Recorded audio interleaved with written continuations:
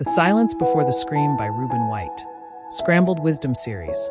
Nobody talks about the quiet before the breakdown. Silence has a sound, scattered, incomplete, like a mosaic before the grout. I have stood in the corridor where the marble does not echo, where the columns lean inward, listening to something that has not yet become a word. This is the pressure, not the storm, not the split timber, not the cry that splits the canyon, but the moment the canyon holds its breath. I have known men made of granite dissolve not in the rain, but in the stillness between the rain. The cup does not break when you drop it. It breaks in the half-second before it lands, when it already knows. The mind is a cathedral that no one has entered in years. Dust on the altar, candles that remember flame. Somewhere in the nave, a stone angel opens her mouth and cannot yet scream. She is waiting. I walked once through a city that had forgotten it was burning. The smoke was so old it had learned to look like clouds. The people, they moved. They nodded. They passed bread across tables. But their eyes were still back in the moment before the fire chose them. This is what stillness does. It does not comfort. It curates. It lines up every wound like bottles on a shelf, labels them in Latin, and says, "Not yet, not yet, not yet."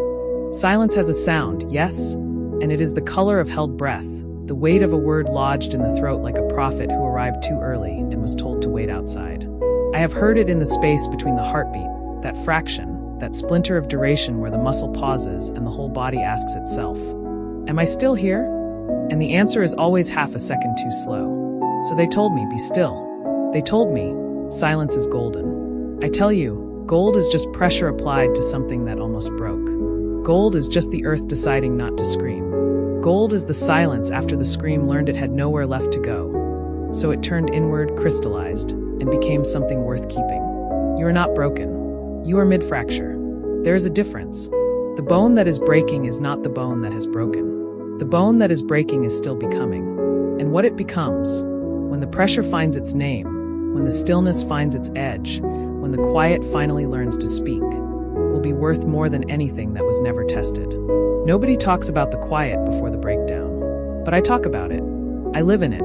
I press my ear against the wall of it and hear the whole world getting ready to say something it has never had the courage to say before. This is not weakness. This is the held note before the aria. This is the archer's stillness before the arrow finds its flight. This is the seed in January, waiting for a warmth it has never felt but somehow knows is coming. Silence has a sound, and those who survive it are never the same.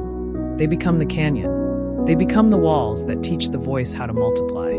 They become the echo. End.